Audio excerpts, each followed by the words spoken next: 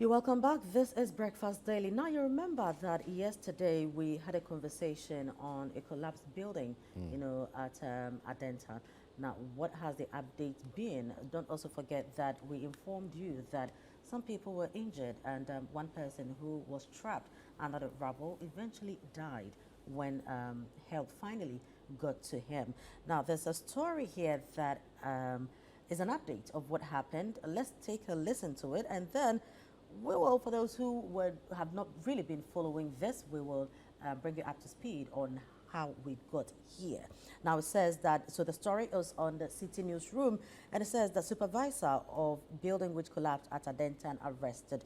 Now, the supervisor of the three-story building which collapsed at Adentan in Accra on Monday has been arrested by the police. The structure, which was under construction, led to the death of one person and also left three other persons with injuries. Two of the injured persons have, however, been treated and discharged. The municipal chief executive for Lankwantana Madina, Jennifer Ejabeng, has subsequently directed the confiscation of the equipment of the contractors after it emerged that the project had no permit. The NADMO director for the Assembly, Foster Arthur, in an interview with Citi News, said the police have commenced investigations into the matter. It was revealed that they didn't have a permit, so I invited the police to arrest the supervisor or the site foreman, Ganeyu Abdul, and he has been sent to the Adentan police station. So this is a quote from the NADMO director.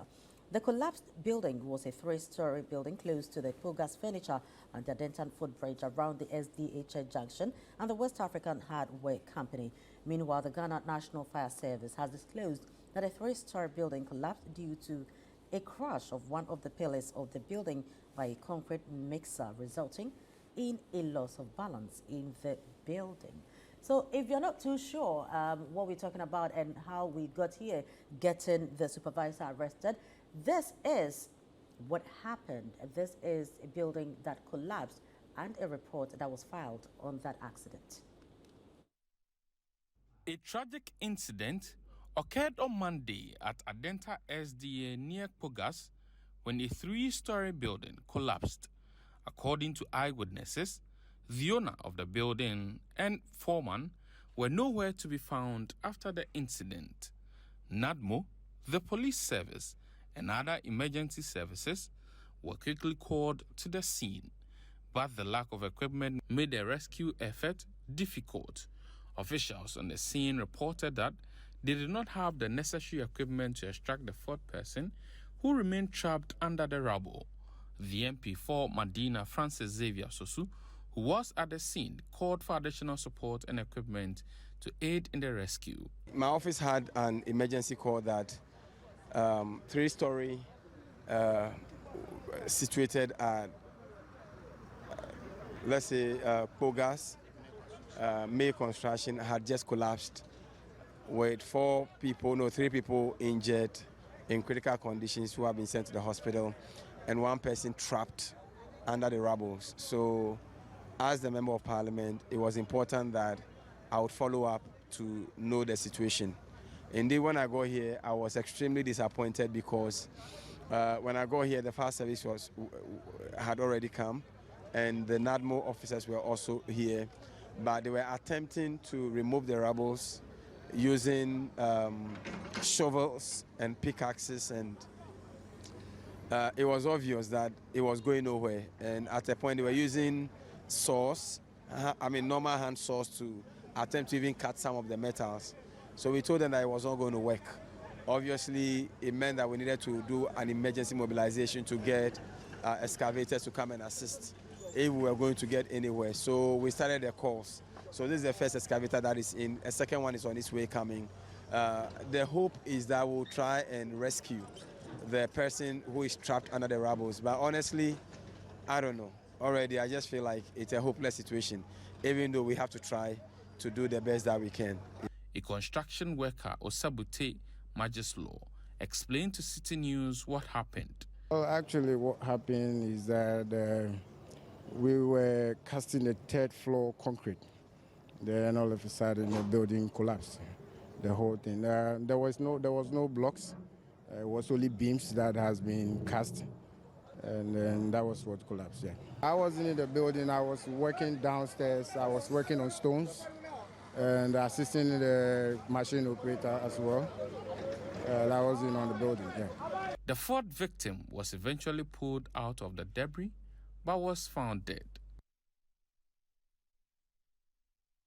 4 persons were trapped under rubble on Monday, May 1, after a 3-story building under construction collapsed. Citi News gathered that officials from NADMO, from the Ghana Police Service and the Ghana National Fire Service had difficulties in retrieving the bodies because they didn't have the equipment to do so.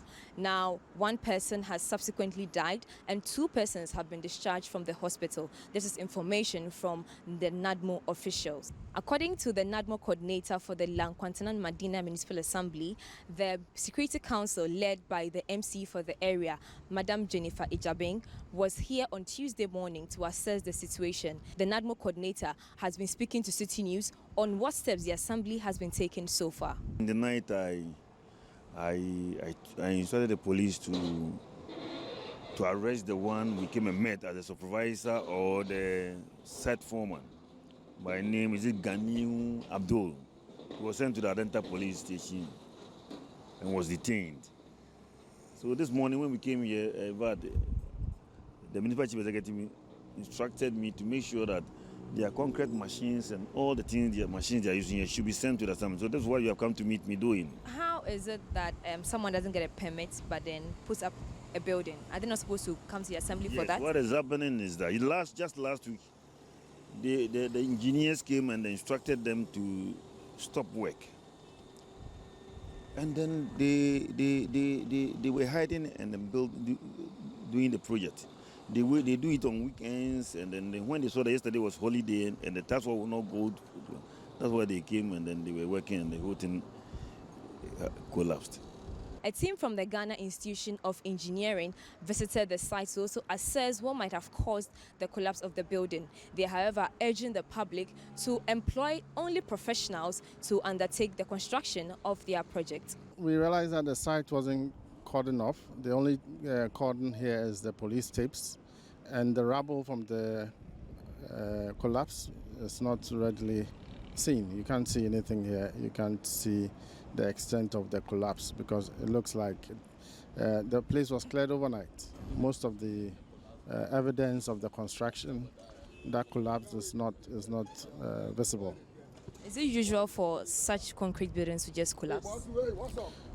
Well, when you employ the right professionals, professional engineering practitioners, this is no longer rocket science.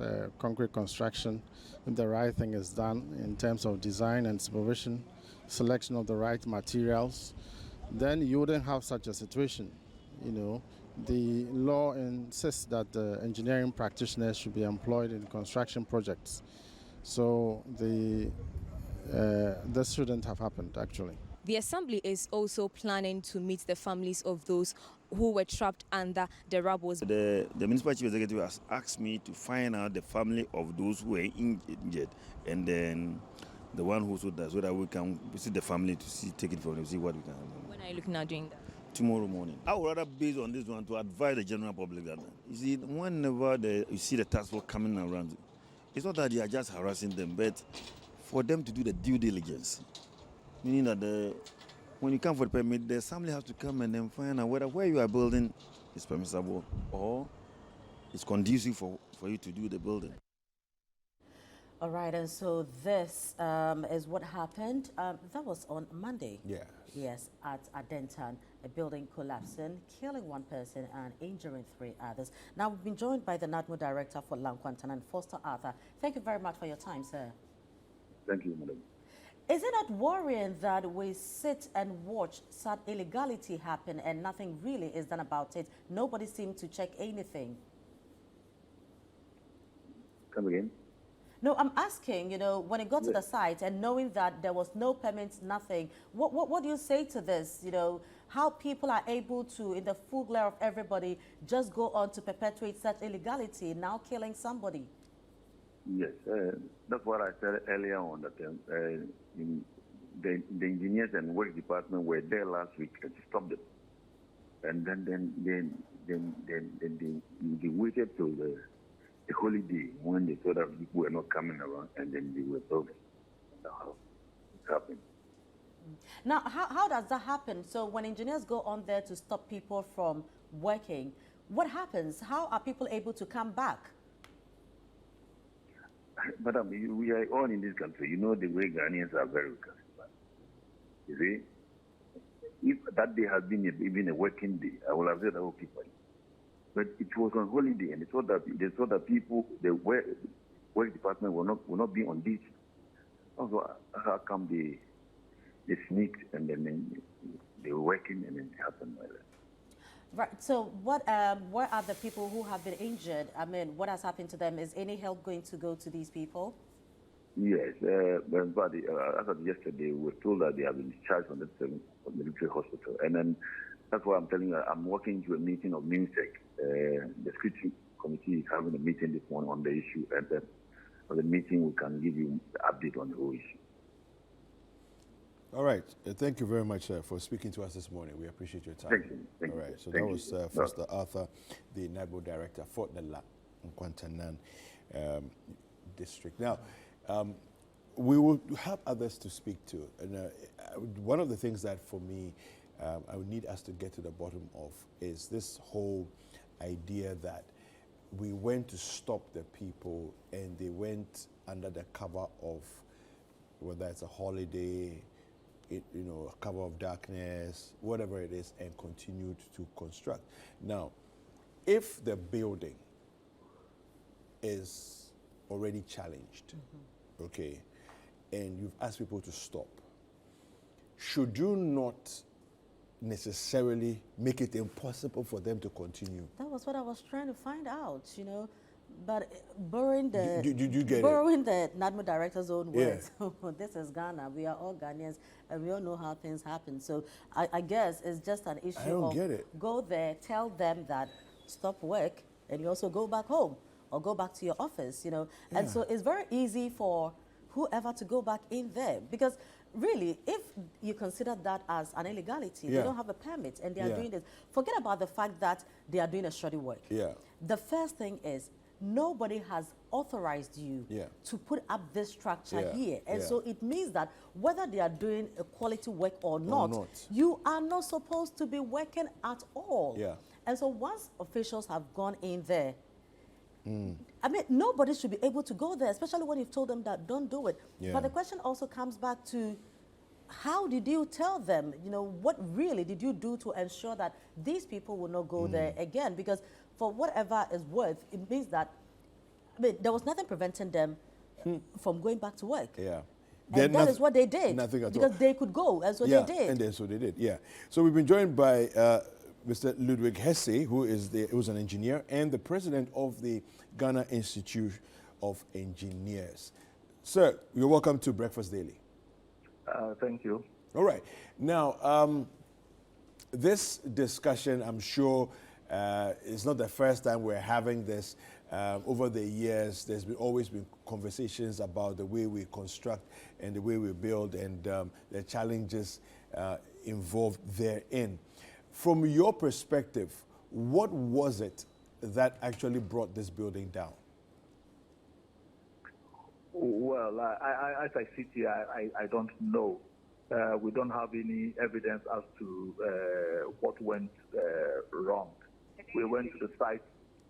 We went to the site yesterday to see the collapsed building, but unfortunately, all evidence that you could follow to even make a guesstimate as to what might have gone wrong was all cleared. We didn't have any of the rubble there, so you couldn't see the size of the members, the beams and the columns and the apparent quality of concrete and the sizes of steel. You couldn't see anything. There was no way we are able to make a judgment from what we saw on site yesterday. Okay. Now, let me paint a picture for you quickly and see if you can help us with something. The story that we heard said that apparently from the fire service, the report from the fire service says that a concrete mixer crashed into one of the pillars and brought the entire three-story building structure down. Does that sound plausible? And if it does, what sort of structure is that can easily be brought down by a concrete mixer crashing into a pillar? Yes, a pillar or a column, as we call it, yes, is a major supporting element of the structure. So it's entirely possible that if a pillar or a column crashes, it may bring the whole structure under threat of failure. Okay. Normally, when you do a design, you will probably also try to see or look at all those risks and say that should one pillar just be the source of collapse, does it have to be 2 or 3 pillars? But those are things that you have to analyze. But sometimes a particular pillar or column is so critical that when it's knocked down, the whole building can come down. Yes. Now, how is it that in spaces like Guantanamo, for example, where this incident has taken place, apparently engineers were there a few days earlier to stop the construction from proceeding, apparently because there was no permit given for the construction to happen. I don't know if there were other reasons as well, including, signs of shoddy work and all of that. I don't have that information, but at least we know that there was no permit given, and this is why the engineers asked them to stop. Under those circumstances, what's the normal procedure when you ask people to stop work? What would be the normal procedure in terms of actually restraining them from being able to go and return to building if nobody is around? Well, the city authorities are authorities on their own, and I would expect that when they issue an instructions, as a normal citizen, we are better to obey the instruction because they are covered by law. And if you go there and act contrary to the instructions, then you are acting against the law, and the law can deal with you. In terms of physical restraint, sometimes it's difficult. That means you have to organize a place, physically go there and stop the people and things, because that's the only way you can physically restrain anybody from working, by using the police and things. But there must be, it must be a last resort, isn't it? That somebody is being so recalcitrant, you are going in to arrest and prevent any other person from coming to site. Normally, you expect that a normal citizen will respect the law, will obey the law, and when he's asked to stop, he stops. Yeah. So would you say, okay, so I mean, again, there are a lot of questions that we're still asking about this situation, but would you, in your experience, if there was a chance of critical failure of a building because you could see signs of shoddy work, report to the police, for example, to have police, some kind of police security presence to prevent people from returning to continue in a building that could potentially fail? Well, let me put on record that we don't have any evidence that the work which was being done is shoddy. Yes, I agree. Normally, you expect, and by law, by the Engineering Council Act, Act 819, you expect to have the right qualified people on site to help you to do the construction. Yes. Even just not the construction, but even from design. And then you have to be doing the right kind of tests. So if it's being controlled by a qualified person, there should have been tests going on, assuming the design was all right. But the design first will have to go to the assembly for the engineers in the assembly to approve the design that when they use it is adequate. Yeah. And then when it's being constructed, you have to have a properly certified practitioner on site to supervise it and make sure that it's being constructed according to the design. And also test the materials that are being used, that they are being done to the right standards and things. If you don't have all these things, then your quality assurance processes are all not correct. And normally, if you have a failure like this, when you are investigating, you want to ask were the right professionals on site, were they doing the right things? You need to ask those questions, but that will only come out of an investigation that you want to know what was happening. But I think our first step of failure is that if the assembly says that they have a permit, that means nobody even checked the design. The building should not have started in the first place. Yeah. All right. Thank you so much. That was Mr. Ludwig Hesse. He's an engineer and the president of the Ghana Institute of Engineers. We've also been joined on the line by Abdullahi Mahama. Mr. Abdullahi Mahama, he is also an engineer. We'll be speaking to him shortly. He hasn't joined us yet on the line. But yeah, from I'm thinking about this from different angles and trying to analyze what could potentially have gone wrong in this situation. If what the fire service is telling us holds true, the question is how easy, because we saw footage of the concrete mixer. First of all, what sort of practice allows for a concrete mixer to crash into a pillar?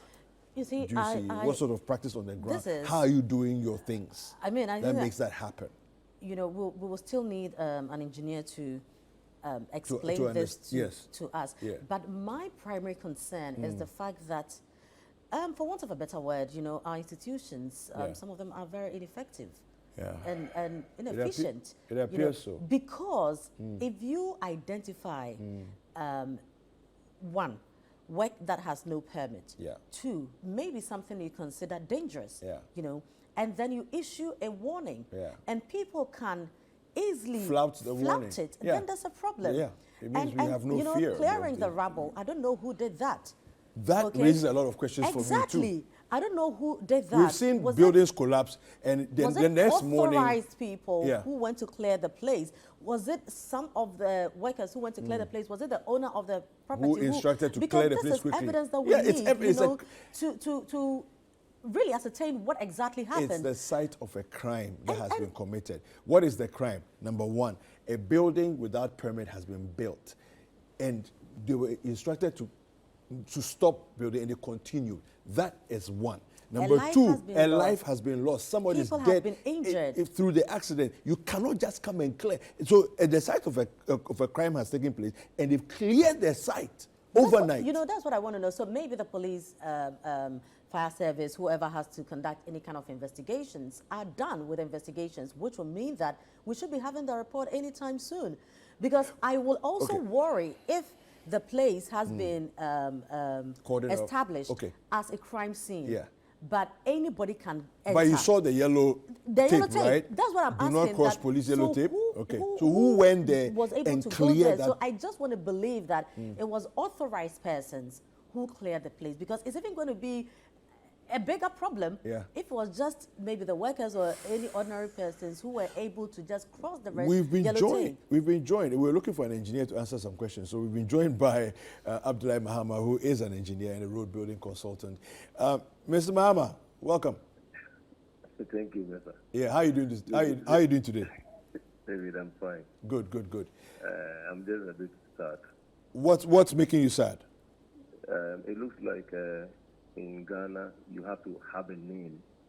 So I would implore everybody who is listening to me to have a name, because we don't need a lot of people to have died before it becomes a national discourse. Thank you. You have sustained the discussion yesterday and today. Even if one life is lost, assuming, God forbid, there was one of these pronounced or very renowned persons in Ghana who was just passing by the said location, and this unfortunate incident happened, would have been declared on National Day of Mourning if he is a very known figure in this society. So everybody must have a name. That's sadly the issue. The gentleman who has died would have a family. Sorry for my emotion, but I'm here to start. So good morning to your viewers. So you see, a couple of questions come to mind, and I'd like to quickly ask you and see your thoughts on this. What sort of practice must have gone on for, if we stand by the Ghana Fire Services report that says that a concrete mixer crashed into a pillar, and that is what triggered the collapse. What sort of practice, because I've seen construction going on hundreds of times. There are concrete mixers on site, different ones, huge, gigantic ones, regular sized ones, and all of that. It's not normal to find a concrete mixer tipping over and crashing into a pillar. What do you think about this? Okay, I don't know whether you want me to start from those who issue the permit. Please start from anywhere. Let's get into it. Start from anywhere. You see, the assemblies have been singing a certain song for far too long. Okay. If the facility is found in the forest, they will tell us that they don't have the vehicles or resources to be able to go around these areas. This is in the center of Madina proper. Yeah. Pugas furniture is sitting just along the highway. Yes. And so the assembly cannot come and tell us either through the NADMO or the committee staff chairman or whoever. Let me give you the technical subcommittee who are supposed to approve of the permit. Okay. In the Land Use and Special Planning Act at 2016 at 925, Section 39 is the technical subcommittee. Okay. There is established that by the act that the committee at the assembly with the district special planning committee may constitute this following. The technical subcommittee consists of the head of the physical planning department, the district development planning officer, the head of works at the department, the head of the road unit of the district assembly, the district head of the disaster prevention department or of the district assembly, one representative of the lands commission in the district, one representative of the local head of the environmental protection agency, the district fire officer, the head of the district health department, and two co-opted members, at least one of whom is the chairperson of the sub-metro or urban council as appropriate. See the embodiment of the people who constitute the issuance of permit at the assembly. It encapsulates everybody, and the chair of this meeting is the district or the municipal chief executive himself. And these are signatories to permit at the assembly. Now, if you just move to the same act at section 113, it says that a person shall not undertake any physical development of land within a district unless that person has been issued with a permit by the district assembly within the jurisdiction in which the land is situated. Okay. A person shall not carry out any physical development. Now, when in the wisdom of those who enacted this law, they went ahead to give offenses that if anybody should be seen developing without a permit, the same section 117 says that prohibition of development without permit, a person shall not carry out physical development within this country unless that development is carried out in accordance with a permit issued by this act. Okay. Now, the second one says that a person who carries out any physical development without a permit commits an offense and is liable on summary conviction to a fine of not less than 500 penalty units and not more than 1,000 penalty units, or to a term of imprisonment of not less than 2 years. Wow. And not more than 4 years, or to both. So when you ask the question about how can the assembly stop them, when they notify the developer in accordance with the act, within a matter of 2 weeks or so, if the person continues with the building, like the NADMO officer was saying, the building was not a mushroom. It didn't sprang out within the holiday only. It's a process. It's not an event. So the building has been constructed over a period. And so if you go there to continuously to warn the people and they stop, they don't heed your advice, you have to invoke the act that is enshrined in the assembly, the local government act. And then you go to court. Immediately you go to court with this a document or the letters of notification. The court will now send, the process will be initiated, and then the person will be called to court. Once the person sees that there's a court warrant at least it will put a certain fear in the developer or the engineers. Now, if we are being told that that concrete missile I saw in the video can collapse a column of a 3-story building, then it means that we are just constructing a hen coop or a pen for goats. Because over the past years, have been using the huge concrete mixers, and sometimes they even hit your column. But because of the design that you have ensured in conformity with the capacity of the building, you are talking about a 3-story building. And if an ordinary concrete mixer allegedly can hit a column, and that building will come down. We are being told by your senior reporter that this building is being constructed over like some few weeks. When you do a concrete for even 5 columns or 20 columns, you need a minimum of 28 days for the concrete to cure before you can put any load on that building, on that column. Alternatively, a designer, a structural engineer may design, if you're in a hurry to finish the building, there are a lot of ways there are options you can do. The designer may factor the fact that because we cannot wait for the 28 days for the column to cure, the support that is given to the slab is engineered. So those temporary support that you see under the slab, which is sometimes they use you can't use the bamboos to get that support. So you have to introduce the steel members which are designed at a certain space, so that even though the concrete has not cured the 28 days, when you continue the slab on top of it, those temporary support may give you additional support for the column after the 28 days, so that after the 28 days, you remove those columns in a systematic manner. So you move to the second floor, you introduce the same method, you do the columns. Because you can't wait for 28 days, you introduce those steel members, and they give you some temporary support for at least the 28 days when you know that your desired concrete would have cured to attain the strength that is needed. Now, if all this is done and the assembly is sitting down, then we ask the question about the security. Because I said we need to have the name. If the police had gone there to cordon up the place, somebody ought to have monitored the whole place for further investigation. I am so scandalized that by the next day or so, the whole debris which we the engineer would have used to do the research to come out with the findings have been taken away. How on earth can we be sitting in a country where our security is in shambles, supervision is in shambles, and we are?